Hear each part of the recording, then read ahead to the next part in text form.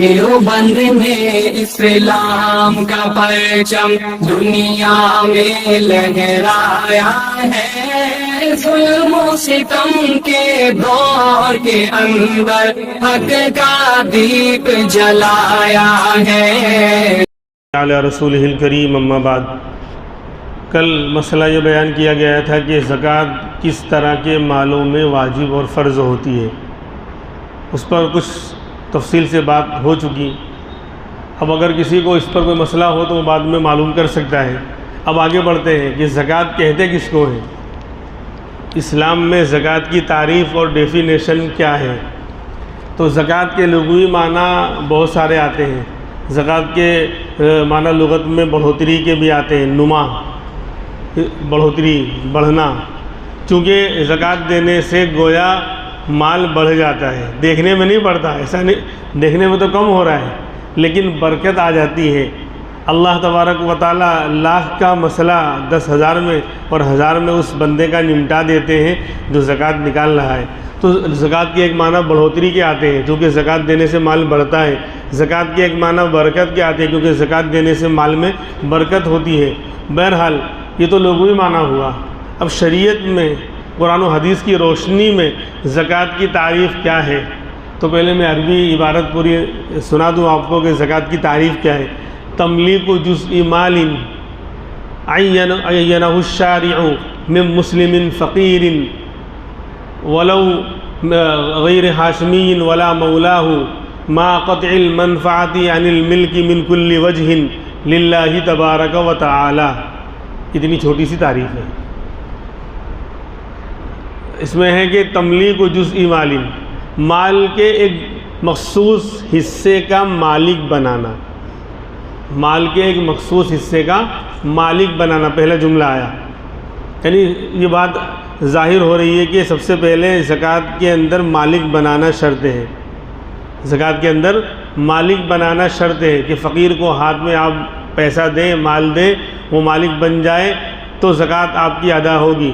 और अगर मालिक बनाने की शक्ल नहीं पाई गई, चाहे आप फ़कीर को उसका फ़ायदा पहुंचा रहे हैं लेकिन वो ज़कात अदा नहीं होगी। मिसाल के तौर पर आपने खाना तैयार किया, किसी ने खाना बनाकर दावत की फ़कीरों की, जो वाकई फ़कीर हैं, ज़कात के मुस्तहिक़ हैं, लेकिन आपने खाने पर उसको इनवाइट किया, दावत दी कि आकर बैठकर खाना है, मालिक नहीं बनाया, बस आप बैठकर यहाँ खा सकते हो। तो फ़कीर ने अगर आकर खा लिया ज़कात के माल में से तो ज़कात अदा नहीं होगी क्योंकि मालिक नहीं बनाया। हाँ, वही पैसा जिसका आप खाना बनाना चाह रहे थे वही पैसा फ़कीर को हाथ में दे देते, मालिक बना देते, तब तो ज़कात अदा हो जाती। या वही खाना तैयार करके दे देते, मालिक बना देते कि लो भाई खाना ले जाओ, जो चाहो करो, खाओ खिलाओ। लेकिन बुलाकर घर पर बिठाकर खिलाया तो ये तमलीक नहीं है, ये मालिक बनाना नहीं है, ये इबाहत है, मुबाह करार देना जायज़ कि आपको आकर हमारे घर पर खाना जायज़। तो इबाहत और मुबाह होना, जायज़ होना और है, मालिक बनाना और है। तो ज़कात के अंदर मालिक बनाने की शक्ल पाई जाएगी। जहाँ जहाँ मालिक बनाने की शक्ल है वहाँ ज़कात अदा होगी।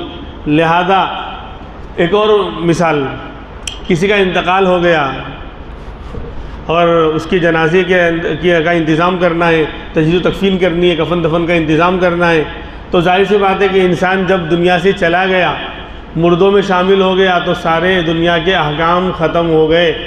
अब क्या, वो फ़कीर आदमी था, उसने कुछ छोड़ा नहीं, अब उसके कफ़न दफन का इंतज़ाम करना है। तो अब कोई चाहे कि लाओ मैं इसके कफ़न दफन में ज़कात का माल दे दूँ, तो नहीं, क्योंकि वो फ़कीर अब कबूल नहीं कर सकता। आप बोलेंगे ले भाई मरहूम, मैं तेरे को जो है 1000 रुपये दे रहा हूँ तेरे कफ़न दफन के लिए, तो क्या वो कब्ज़ा करेगा? वो तो मर गया, दुनिया में है ही नहीं अब। तो तमलीक, मालिक बनाना नहीं पाया गया, इसलिए ज़कात अदा नहीं होगी।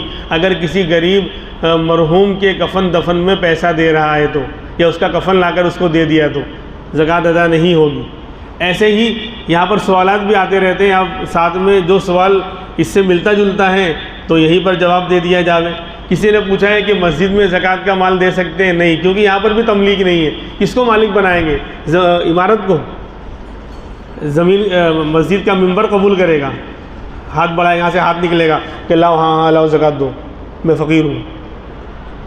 तो मस्जिद के अंदर भी डायरेक्ट जो है ज़कात का माल इस्तेमाल नहीं किया जा सकता। कोई फ़कीर को आप दे दें, वो मस्जिद में दे हुए, बाद में मसले में मसले, हज़ारों मसले निकलेंगे। फ़कीर को आप दे दें जो मुस्तहिक था, अब उसने माल ले लिया, वो मालिक बन गया, अब वो मस्जिद में दे, मदरसे में दे, किसी को खिलाए, वो अब जायज़, उसका माल है। इसीलिए कोई कहता है कि भाई गरीब आदमी है जो ज़कात लेता है, ज़कात का मुस्तहिक है, उसके घर पे खाऊं कि नहीं खाऊं, जाऊं कि नहीं जाऊं, तो खाऊं भी जायज़, जाऊं भी जायज़। क्यों? फ़कीर को जब उसने माल ज़कात का ले लिया, वो मालिक बन गया, वो मालिक बन गया। अब वो किसी को खिलाए, उसके लिए तो वो हलाल है ना, वो उसकी कंडीशन है, वो ज़कात का मुस्तहिक है, उसके लिए तो वो ज़कात का माल लेना हलाल था। अब वो हलाल माल में से आपको, उसके लिए हलाल था, अब वो मालिक बन गया। अब मालिक अपने पैसे में से किसी को खिलाए, दावत करे, हदिया करे, जायज़ है। इसलिए उसके घर पे चाय पीना, उसकी दावत खाना सब जायज़ है। और इसकी मिसाल मौजूद है। हज़रत बरीरा रज़ी अल्लाह अन्हा एक जो है बांदी थी, अल्लाह के रसूल के ज़माने में बांदी थी, उनके लिए सदका वगैरह हलाल होता था, गुलाम बांदियों के लिए सदका हलाल था। अल्लाह के रसूल के लिए और अहले बैत के लिए सदका हलाल नहीं है। तो अल्लाह के रसूल सल्लल्लाहु अलैहि वसल्लम का मामूल था, अगर सदक़े का माल आता तो गरीबों को और गुलाम बांदियों को खिला दिया करते थे कि ले जाओ उनको दे दो। और अगर हदिये और गिफ्ट का माल आता तो ख़ुद भी शामिल होते, यानी खाते, इस्तेमाल करते, दूसरों को भी खिलाते। तो एक मरतबा हज़रत बरीरा रज़ी अल्लाह अन्हा जो बांदी थी, उनके पास कहीं से गोश्त वगैरह आया था, वो उसको पका रही थी, भून रही थी। आपका गुज़र वहाँ से हुआ, पूछा कि बरीरा क्या कर रही हो? कहा हज़रत अल्लाह के रसूल गोश्त है, हांडी में पका रही हूँ। कहा कुछ खिला तो सही। कहा अल्लाह के रसूल सदक़े का माल है।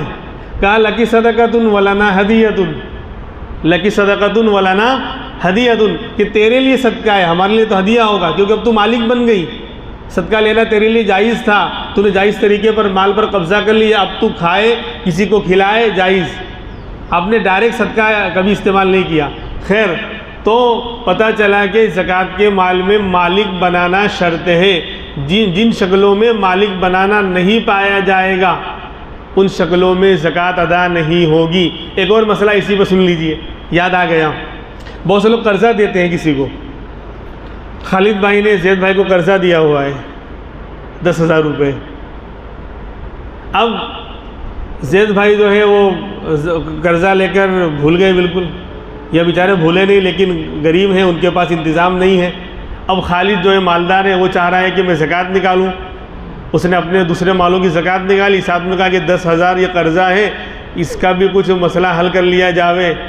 तो वो कहता है कि वो ज़ैद भाई वो ज़कात में समझ लेना, जो मुझे लेने के 10,000 रुपये, अरे समझ रहे हैं? तो क्या कहता है ज़ैद को फ़ोन करके कि वो ज़कात में समझ लेना, यानी गोया कि मैंने तुमको ज़कात दे दी, ज़कात अदा नहीं होगी। क्यों? कोई समझाओ तो बोलो। मालिक बनाना नहीं पाया गया, मालिक बनाना नहीं, वो पहले से कब्ज़ा किया हुआ है। ज़ैद वो तो खा भी गया होगा, पैसा उसके पास पता नहीं होगा भी नहीं, तो मालिक बनाना नहीं पाएगा। हाँ, उसकी शक्ल, अब बोले मुफ्ती साहब फिर ये तो मसला है कि पैसे भी नहीं निकल रहे हैं और ज़कात भी अदा नहीं हो रही है, तो उसकी शक्ल है। अगर उलमा की और मुफ्ती कराम की शक्ल बंदा पहले देख लेवे तो बहुत सारी नाजायज़ शक्लों से बचना नसीब हो जावे। तो फरमा उसकी शक्ल ये है कि भाई उतना माल उसको लाकर दे दे ज़कात के तौर पर, उससे अपना कर्ज़ा वसूल कर ले। अरे समझ रहे कि नहीं? 10,000 रुपये उसको दे दिए, ले भाई ज़कात के। फिर कहा कि ले मेरा कर्ज़ा ला, वापस फिर अपना कर्ज़ा उससे वसूल कर ले। और अगर डर लग रहा है तो तीसरे आदमी को बीच में रखें, कि भाई तुम ज़ैद को ये ज़कात दे देना। और ज़ैद ने कहा कि ठीक है, हाँ तुम कबूल कर लो मेरी तरफ से, उसका वकील बन गया वो। फिर कहा कि अच्छा अब तूने कब्ज़ा कर लिया ज़कात पर, अब मेरा कर्ज़ा ला, उससे कर्ज़ा वापस वसूल कर ले। खैर, तो बहरहाल तमलीक जुज़ई मालिन, पहला लफ्ज़ आएगा कि ज़कात में माल का मालिक बनाना है। आगे अभी तारीफ़ बहुत बाकी है, मसले हज़ारों बाकी हैं। अब यहाँ पर एक सवाल आया है, ट्रांसपोर्ट का काम करता है कोई शख्स और ट्रक वगैरह किराए पर चलवाता है, ट्रक वगैरह किराए पर देते हैं, तो पूछा है कि ट्रक पर ज़कात आएगी, ट्रक की मिल्कियत पर ज़कात आएगी या नहीं। तो जाहिर सी बात है कल जो लोग हाजिर थे और उन्होंने सुना है मसला कि ज़कात किन मालों में वाजिब होती है, कल का चैप्टर और सबक यही था। तो उसमें चौथा नंबर था कि बिजनेस का माल होना चाहिए। ट्रक बिजनेस का माल नहीं है, वो कमाई का ज़रिया है, आलाते हिर्फ में से है, उसके ज़रिए कमाया जा रहा है। कोई ट्रक थोड़ी बेच रहा है, वो उसके ट्रक की दुकान थोड़ी है कि 112 ट्रक रखे हुए हैं छोटे से गोडाउन में और उसको बेच रहा है। ट्रक के ज़रिए वो काम कर रहा है।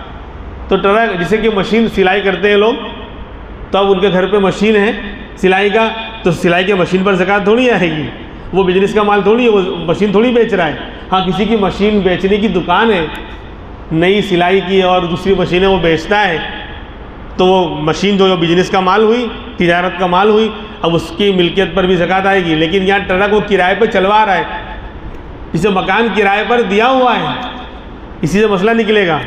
मकान है, किराए पर दिया हुआ है और ख़रीदते वक्त, मकान बनाते वक्त उसको बेचने की, तिजारत की नीयत नहीं थी।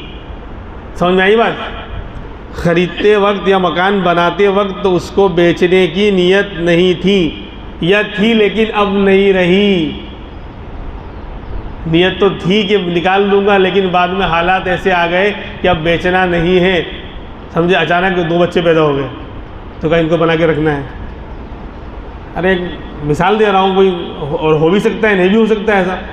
तो क्या कि नीयत पहले थी लेकिन बाद में अब नहीं रही बेचने की, तो अब जाहिर सी बात है कि वो मकान, उसकी मिल्कियत पर ज़कात नहीं आएगी, वो बिजनेस का माल नहीं है, किराया जो आ रहा है उस पर आएगी। ऐसे ही यहाँ ट्रक किराए पर दे रखा है ट्रांसपोर्ट में, तो ट्रक की मिल्कियत पर ज़कात नहीं आएगी। ट्रक के ज़रिए जो इनकम हो रही है वो तो रुपया पैसा है ना। सोना चांदी नंबर 3 में चला गया, रुपया पैसा नंबर 4 पर बिजनेस का माल था। तो अब जो किराया जो आ रहा है, सोना आ रहा है तो पहले नंबर पर है, अगर किराए में चांदी आ रही है तो दूसरे नंबर पर है, और पैसा आ रहा है तो तीसरे नंबर पर है। अरे है ना, कल का याद रखें, इसीलिए ऑनलाइन रिकॉर्ड भी किया जा रहा है। तो किराया जो आएगा उस पर ज़कात आएगी, लेकिन ट्रक पर ज़कात नहीं आएगी।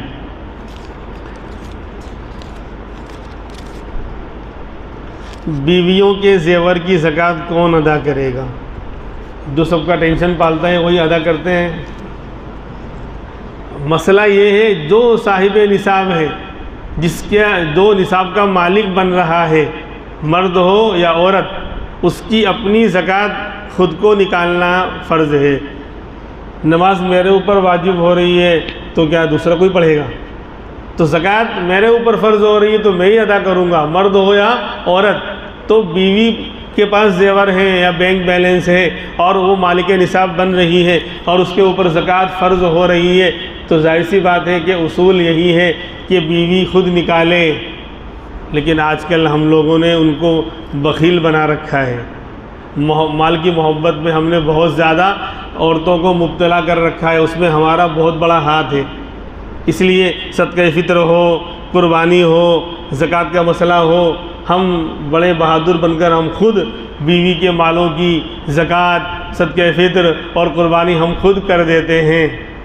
ये तबर्रुअ और एहसान हुआ, वरना मर्द पर और शोहर पर ज़रूरी नहीं है कि वो बीवी के माल की ज़कात निकाले, उसकी इजाज़त से निकाल देगा, अदा हो जाएगी। लेकिन असल मसला क्या है, जो मालिक निसाब है, औरत हो के मर्द, उसकी अपनी ज़कात खुद को निकालनी है और निकलवाना चाहिए, ताकि माल की मोहब्बत कम हो।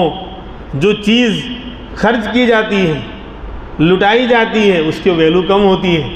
औरतों में आप देखेंगे मर्दों के मुकाबिल में माल की मोहब्बत ज़्यादा है, इसीलिए नाशुक्री और लानत मलामत उनके अंदर ज़्यादा है।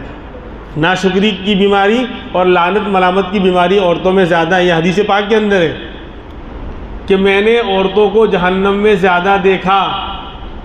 तो औरतों ने पूछा, औरतों में आपका बयान हुआ, मस्तूरात में बयान सुन्नत है, तो औरतों में आपका बयान हुआ, तो आपने ये फरमाया कि है औरतों की जमात, तसद्दक ना, सदका किया करो, फ़इन्नी राई उरीतुकुन्ना अक्सर अहलिन नार, कि मुझे जहन्नम में ज़्यादा तुमको दिखलाया गया है। आप मेराज में गए थे तो वहाँ जहन्नम और जन्नत पर भी आपका गुज़र हुआ था, तो कहा कि मैंने जहन्नम में औरतों को ज़्यादा देखा है। तो एक समझदार किस्म की औरत ने पूछ लिया, क्यों? बीमा या रसूल अल्लाह, क्यों ऐसा? कहा कि तुम लानत मलामत ज़्यादा करती हो और नाशुक्री भी बहुत ज़्यादा करती हो। ये दोनों बीमारियां क्यों हुई? माल की मोहब्बत से। उसका इलाज सदका करो। आपने जो पहले कहा ना सदका करो, तो ये तुम लानत मलामत ज़्यादा करती हो और दूसरा नाशुक्री ज़्यादा करती हो। हालांकि हमें जोड़ समझ में नहीं आ रहा है कि सदका करने की बात आप कह रहे हैं और बीमारी क्या बता रहे हैं कि लानत मलामत ज़्यादा करना और नाशुक्री करना। ये ऐसा नहीं लग रहा है कि सर में दर्द होगा पैर में पटा बांध लो, नहीं, जोड़ है। क्योंकि शोहरों की नाशुक्री क्यों पैदा होती है? एक औरत है, उसका शोहर उसको अच्छी तरह रखता है, 1000 रुपये का बेहतरीन लिबास पहना रहा है। अब उसने कोई फंक्शन में कोई गई शादी ब्याह के, वहाँ देखा दूसरी औरत को वो 2000 का पहन कर आई हुई है। अब मुंह एकदम फूला रहेगा, घर पर एकदम मुंह उतरा रहेगा। बोले क्या हुआ? बोले जाओ बात नहीं करो। क्या हुआ क्या? क्योंकि दो मर्द की मुलाकात हो, मेरी और आपकी मुलाकात होगी, तो मैं आपका सारा बायोडेटा में नहीं निकाल पाऊँगा। पूछेंगे भाई वो चश्मा पहने थे कि नहीं पहने थे? शायद पहने थे, नहीं पहने थे, यानी पहने थे, यानी मैं कन्फ्यूज़ हो जाऊँगा। क्योंकि मर्द को के अंदर माल की मोहब्बत ज़्यादा नहीं है।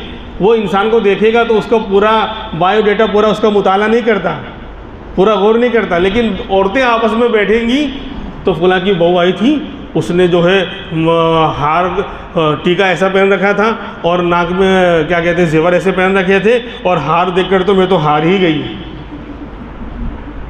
पूरा सबका मुताला कर लेंगे, जिसको हम लोग कहते हैं कि असल किताब भी पढ़ लेंगे, उसका हाशिया भी पढ़ लेंगे।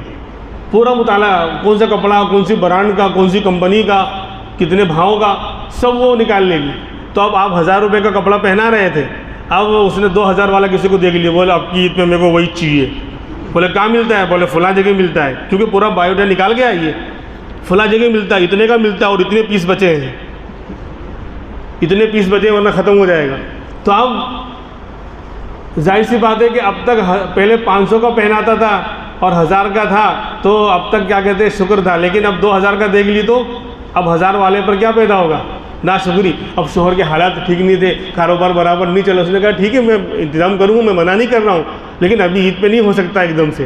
बोला नहीं, बिल्कुल तुमको करना पड़ेगा, कुछ भी करो, तुम नहीं पहनना चलेगा कपड़ा, लेकिन मुझे तो चाहिए। अब लाकर नहीं दिया तो अब क्या होगा? अब यही दो बातें पैदा होंगी। देखो बिल्कुल अल्लाह के रसूल का इलाज कितना परफेक्ट है। अब यही बात पैदा होगी क्या? अब बाप शोहर तो गया काम पर, अब घर में कौन होता है? बच्चे होंगे। अब बच्चा बेचारा जो है रो रहा था, खाना मांग रहा है, भूखा है सुबह से शाम तक, उससे थोड़ी रखा है रोज़ा, तो कहा उसी को पीट रही है कि बढ़ो आधी रात को मर जाओ, तुम्हारा जनाजा ना देखूं, तो लानत मलामत करेगी। और जब से आई हूँ यहाँ पर कुछ नहीं मिला। क्या दिया इसने? 2 छीतड़े और 2 ठीकरे, 2 छीतड़े और 2 ठीकरे। हालांकि 2 मरतबा दरवाज़ा बदलना पड़ा है। बोले ज़िंदगी बोले झंडू बाम बन गई। देखो नाशुक्री आई ना। शोहर जो 1000 का लिबास पहना रहा था उसकी नाशुक्री आई और लानत मलामत औलाद पर आई। तो इसलिए कहा कि तुम लानत मलामत ज़्यादा करती हो और नाशुक्री करती हो। इलाज क्या बताया? सदका करो। क्यों?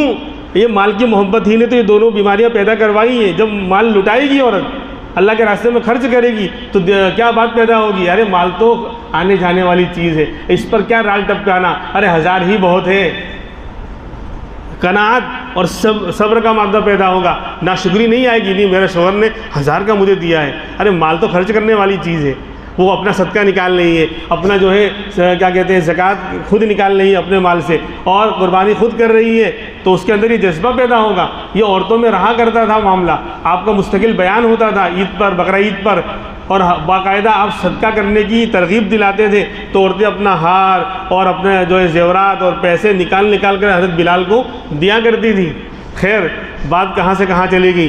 तो बीवियों की ज़कात जो जिसके ऊपर वाजिब हो उसको ख़ुद को निकालना चाहिए। शोहर ने निकाल लिया, जिसे हमारे आमतौर पर चलता है, तो कोई मसला नहीं है, तो उसकी इजाज़त से है तो ज़कात अदा हो जाएगी। एक आध सवाल और लूँ या जाने दो? एक अलग से एक सवाल आया है इससे हट कर। एक साहब ने पूछा है कि इंतकाल पर, मुसलमान का इंतकाल हो तो हम इन्ना लिल्लाह पढ़ते हैं, कोई मसला नहीं है, तो दुआ है, पढ़ना चाहिए। ये तो हदीसों में आया है, कोई भी मुसीबत आ जाए, यहाँ तक के यानी तस्मा टूट जाए या मामूली सा नुकसान भी हो जाए तो भी आपने जेब में पैसा रखा था, आपने समझा कि इधर होगा, यूँ हाथ डाला, अरे पैसा हाँ यहाँ रखा हुआ है, यहाँ रखा हुआ है, तो थोड़ी देर के लिए हुआ ना धक्का लगा के गिर गया 50,000 रुपया, तो इस पर भी इन्ना लिल्लाह पढ़ना चाहिए, इन्ना लिल्लाह। तो हर मुसीबत पर इन्ना लिल्लाह पढ़ना चाहिए। तो किसी मुसलमान का इंतकाल हो गया तो इन्ना लिल्लाह पढ़ना हो तो ठीक है, लेकिन वो पूछ रहे हैं कि अगर किसी नॉन मुस्लिम का इंतकाल हो जाए, तो किसी काफिर का इंतकाल हो जाए तो इन्ना लिल्लाह पढ़ सकते हैं। उन्होंने कहा कि फ़ी नारी जहन्नम पढ़ सकते हैं या नहीं, फ़ी नारी, हाँ आजकल तो लोग जन्नत और जहन्नम का सर्टिफिकेट बांटने के लिए बैठे हुए हैं भाई दुनिया में, खुद का ठिकाना नहीं है, दूसरे के लिए जहन्नम। तो किसी काफिर का, बज़ाहिर काफिर का, हकीकत में कुफ्र है कि नहीं वो तो अल्लाह जानता है। कल क़यामत में बहुत से हज़ारों लाखों वो इंसान जिनका नाम गैर मुस्लिम वाला होगा, जिनका घराना गैर मुस्लिम वाला होगा, जो गैर मुस्लिम की हालत में दुनिया में मरे होंगे, उनको जलाया गया होगा, लेकिन कल क़यामत में जन्नत में दाखिल हो रहे होंगे। क्यों? उनके ईमान को वो जानते थे और अल्लाह जानता था। तो किसी पर हम फैसला नहीं कर सकते। तो अब उन्होंने पूछा है कि किसी काफिर का इंतकाल हो तो फ़ी नारी जहन्नम पढ़ सकते हैं या नहीं। कौन है माई का लाल या माई का पीला जो 100% यकीन के साथ ये कहे कि ये कुफ्र की हालत में मरा है कोई? इसलिए किसी काफिर के मरने पर बेहतर बात यही है कि कुछ ना बोले, खामोश रहो। बेहतर बात ये है कि कुछ ना बोलो, खामोश रहो। और अगर बोलना है तो इन्ना लिल्लाह बोला जा सकता है। क्यों? इस पे हमें अकीदा मालूम हो रहा है कि हर चीज़ अल्लाह के हाथ में, इन्ना लिल्लाही, और आखिरत मरने के बाद अल्लाह के पास दोबारा जाना है, इलैहि राजिऊन। तो हमें अकीदा हमारा मजबूत होगा। काफिर मरे कि मुसलमान मरे, मुसलमान के मरने पर तो कोई एतराज़ नहीं, इन्ना लिल्लाह पढ़ सकते हैं, लेकिन काफिर के मरने पर भी इस अकीदे के साथ इन्ना लिल्लाह पढ़ सकते हैं कि भाई देखो ये काफिर है कि मुसलमान जो भी मरा हो, देखो अल्लाह की मिल्कियत में, अल्लाह सबके मालिक है, अल्लाह सब पर अल्लाह का इख्तियार है, इन्ना लिल्लाही और इन्ना इलैहि राजिऊन। ये जुमला बता रहा है कि हम सबको कहाँ लौट कर जाना है, आखिरत में। मुसलमानों की काफिर हो कोई भी हो, उससे हमें लेना देना नहीं है। तो अगर इस माना कर इन्ना लिल्लाह पढ़ सकते हैं, बात समझ आ गई, वरना खामोश रहे। लेकिन ये कि फ़ी नारी जहन्नम, ये ना जहन्नम के अंदर जाएगा, अब तू कौन होता है जहन्नम में भेजने वाला? कहीं खुदा ना खास्ता तो खुद ही जाने वाला न बन जाए। हमें अपनी खैर बनानी चाहिए, दुनिया में अपने लिए जन्नत के अमाल करके जन्नत को हासिल करना चाहिए। हम कौन होते हैं किसी के बारे में? हाँ, आज दुनिया में जो बड़े बड़े गुरु घंटाल हैं, कुफ्र के बड़े बड़े जो है लोग हैं, जिन्होंने दुनिया में जुल्म सितम का बाज़ार गर्म कर रखा है, उनके बारे में भी आप 100% ये नहीं कह सकते कि वो कुफ्र पर मरेंगे या जहन्नम में जाएंगे। जिन लोगों का इस्लाम कुफ्र की हालत में मरना यकीन के साथ साबित हो चुका, कुरान और हदीस में आ चुका, उनके बारे में तो आप यकीन के साथ कहेंगे वो काफिर है। अबू जहल, अबू लहब, उनके तो बारे में हदीसें हैं और कुरान की आयतों के इशारात हैं कि उनका कुफ्र पर मरना यकीनन साबित है। तो उनके बारे में तो आप कह सकते हो जहन्नमी है, उन पर लानत मलामत, लेकिन किसी काफिर पर भी लानत मलामत या जहन्नमी होने की बात हम नहीं कह सकते। बाकी मसले इंशाअल्लाह आते रहेंगे। अभी तो ज़कात की तारीफ़ चल रही है। अल्लाह तबारक व तआला जो मसले बयान किए गए उस पर हम तमाम को अमल करने की तौफ़ीक़ अता फ़रमाए, और अभी अमल कर लें। बाहर सफ़ीर बैठे हैं, उनकी मदद करते जाएँ। सुब्हानल्लाहि व बिहम्दी।